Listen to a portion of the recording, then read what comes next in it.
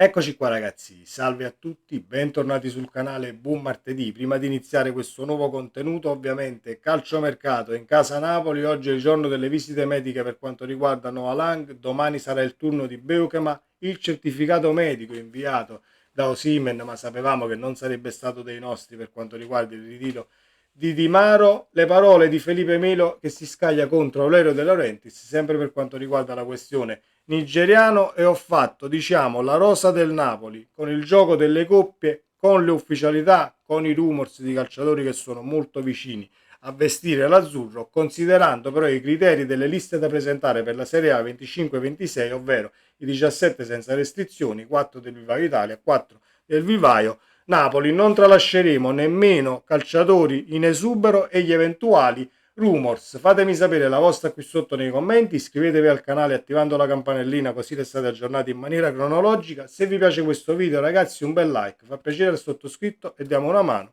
all'algoritmo. Due paroline per iniziare per quanto riguarda Osimhen e Felipe Melo e poi ci concentriamo su tutto il calciomercato del Napoli. Carissimo Victor, nel caso, diciamo, la cura a pastiglie per via orale non dà gli effetti che tutti si aspettano, si passerà alle supposte. Ovviamente la cura a supposte però porterà effetti collaterali un tantino maggiori e credo che, diciamo, vogliono evitarla tutti quanti, tu compreso. Speriamo di risolvere quanto prima questa situazione, speriamo che stai meglio ovviamente, perché questo certificato che hai presentato parla chiaro. Tiene un male in dindò Victor Osimhen. Detto questo, Felipe Melo, carissimo Felipe Melo, invece di scagliarti contro il presidente Aurelio De Laurentiis, fa una telefonata a Victor e digli: Victor, ma cosa sta succedendo? Ti sei bevuto il cervello? E Victor ti dirà: il cervello? Ma che cos'è il cervello? Io non so nemmeno l'esistenza di questa cosa, mi vuoi spiegare che cos'è e come funziona? Così vi mettete lì, vi fate una chiacchiera rilassante e forse trovate anche la quadra per quanto riguarda le vostre dichiarazioni completamente fuori luogo. Pure i pulci tenen la tosse per quanto riguarda Felipe Melo. Detto questo, aperta e chiusa parentesi, la rosa del Napoli con, diciamo, le ufficialità e gli eventuali rumors con calciatori che sono molto vicini e potrebbero arrivare rispettando i criteri delle liste Meret, Milinkovic, Savic, nel caso continui i portieri Di Lorenzo Sanchez, Rachmani Beukema, Buongiorno Juan Jesus, Olivera Spinazzola e Marianucci a completare il reparto difensivo. Anghissà e il sostituto di Anghissà. Abbiamo letto ieri il Napoli sta facendo un sondaggio per Miretti, eccetera, ma vedremo come andrà a finire la situazione del sesto centrocampista. Lobotka, Gilmour, McTominay, Kevin De Bruyne. A completare il reparto Politano, Neres, Lukaku, Lucca, Nunez ci siamo tirati indietro, Noah Lang, il sostituto di Noah Lang per completare la sinistra. Ci sono delle incognite per quanto riguarda l'attacco, ma ovviamente è quello il reparto dove il Napoli sta anche aspettando un tantino di vedere come va a finire la situazione con il nigeriano, ma in base a queste coppie il Napoli è messo molto bene per quanto riguarda i criteri delle liste. Nella lista dei 17 andrebbero a finire Savic, Rachmani, Beukema, Spinazzola, Juan Jesus, Olivera, Anghissà, il sostituto eventuale di Zambo, Lobotka, Gilmour, McTominay, Kevin De Bruyne, Neres, Lukaku, il sostituto di Lukaku, Nunez o Lucca che sia, Noah Lang e il sostituto di Noah Lang, Ndoye, Lukman, Chiesa, eccetera, eccetera, eccetera, che possa essere Viva Italia, Meret, Di Lorenzo, Buongiorno e Politano, e continui nel vivaio del Napoli. Sono 24 calciatori, ovviamente inclusi anche Sanchez e Marianucci, che vanno a finire nella lista Under 22, perché Sanchez, se non erro, è di agosto, quindi 21 anni, dovrebbe avere il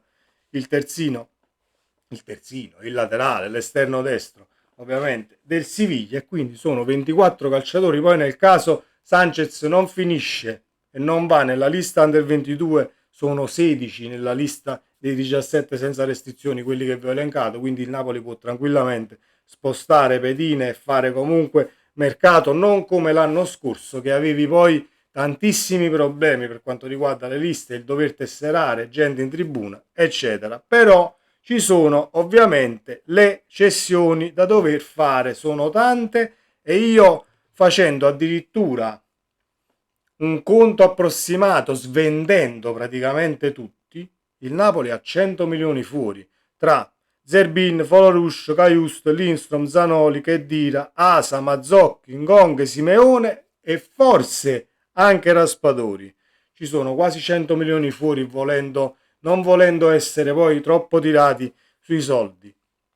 Zerbin c'è la Cremonese, prestito con diritto che il Napoli vorrebbe poi trasformare in un obbligo di riscatto. Foloruscio, Cagliari, Torino e le ultime addirittura danno anche il Bologna sul calciatore, ma vedremo poi chi la spunterà e fate presto a presentare offerte, diciamo, e portarvi via calciatori da Napoli, perché comunque le entrate di cash non fa mai male. Speriamo che non siano però tutti prestiti con diritto, perché diciamo che il Napoli da questo punto di vista sta prendendo una brutta prora, ovvero si sta direzionando sempre verso questa soluzione e non è che non va bene, però ti trovi poi il problema nella sessione di mercato dell'estate prossima, quindi non hai risolto praticamente un tubo nel caso non vengono riscattati. Cagliuste, Besiktas ha detto no al Besiktas perché non gli piace la destinazione, quindi messa in stand by. C'è il Burnley neopromossa in Premier. Lindstrom non sappiamo praticamente niente. Dove è il calciatore? È a Napoli, perché ovviamente sono stati tutti convocati per le visite mediche e per partire per il ritiro, ma non abbiamo niente per quanto riguarda il mercato. Zanoli lo si prova a inserire in trattative col Bologna, forse verrà inserito anche nella trattativa con l'Atalanta nel caso il Napoli poi vuole testare questo territorio Lookman inserendo Lucca come punta, perché c'è correlazione. Che dirà il PAOK Salonicco, c'è l'accordo a quanto leggiamo, ma Monza, Cagliari e Lecce sono alla finestra per restare anche un tantino in patria. Asa non sappiamo praticamente niente. Mazzocchi c'è il Sassuolo. Gong vuole solo il Torino per tornare con Baroni. Ha detto no al Monaco, ha detto no al Bruce, l'abbiamo già trattato. Simeone, c'è il Pisa che fa sul serio, ma il Napoli con Simeone e nell'eventualità lo devi far partire anche Raspadori, ovviamente non vuole farsi prendere in giro, quindi diciamo che pagare moneta, vedere Cammello per quanto riguarda questi ultimi due, abbiamo letto di un'offerta 25 milioni più Raspadori per portare via Lookman da Bergamo. Non credo che sia una cosa che a queste cifre, a queste condizioni vada in porto. E poi ne abbiamo già parlato di Raspadori, sapete la mia idea, Raspadori può essere la mina vagante a livello tattico e per quanto riguarda le liste potresti anche, diciamo, spostare qualcuno o mettere qualcuno di qua e di là, comunque rientra nel caso non lo vendi, sarebbe sempre quel valore in più da poter schierare, quella situazione tattica da poter poi percorrere nel caso qualche partita si mette storta e allora ti serve non un coniglio dal cilindro, ma quella situazione che poi possa mettere in difficoltà l'avversario in maniera diversa da come lo diciamo da come ha impostato la partita fino a quel determinato momento. Io ho fatto questa, diciamo, questo conto approssimato 118 milioni, ma 118 milioni comprendono un Zerbin a 7, Foloruscia a 7, Caiusta a 8, Lindstrom a 15, Zanoli a 7, che dire a 6, Asa addirittura non gli ho messo nemmeno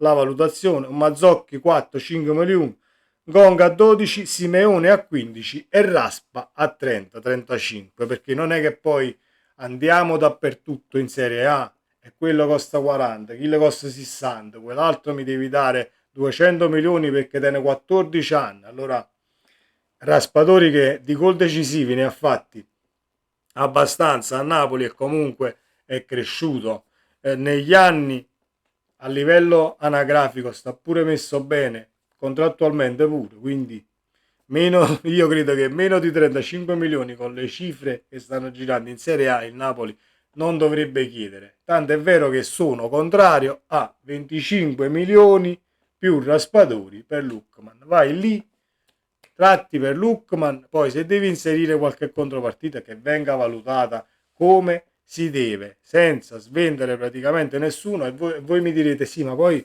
ci ritroviamo tutti questi calciatori, saranno una decina, quanti sono? 1, 2, 3, 4, 5, 6, 7, 8, 9, 10, 11 calciatori, senza considerare poi la lista dei tantissimi ragazzi in prestito come Colisacco, Baretin, eccetera, eccetera, eccetera. Sono tanti i, i calciatori che il Napoli comunque ha in giro in prestito tra giovani e non, e quindi dobbiamo cercare di sfoltire. Però io ho fatto questo video e ho fatto questa ricerca ieri scrivendomi praticamente tutto perché sono ancora vecchio stile, ho scritto praticamente tutto perché riscrivendo le cose ti rimangono comunque in mente vecchi metodi che non tramonteranno assolutamente mai e ho fatto questa ricerca appunto per starmene tranquillo dal punto di vista soprattutto delle liste perché poi quando esce un nome, quando esce un rumors, quando ti scrivono il Napoli è su Müller, il Napoli è su Tizio, Caio e Sempronio, la cosa che faccio in primis è andare a vedere se c'è posto per quanto riguarda i criteri delle liste e poi dire ok, allora è un rumors che è possibile, possiamo andarci a vedere le caratteristiche dell'eventuale calciatore e possiamo al limite parlarne e condividerlo con la community sul mio canale YouTube, anzi sul nostro canale YouTube perché sono onorato e contentissimo di avere una community in primis così competente e in primis 2.0 perché non è una cosa che deve passare in secondo piano, completamente educata e noi continuando ad essere educati, tifosi del Napoli, tifosi di calcio, cercando di confrontarci, andiamo avanti per la nostra strada e accresceremo questa community. Sempre Forza Napoli, ci vediamo nel prossimo video. Ciao.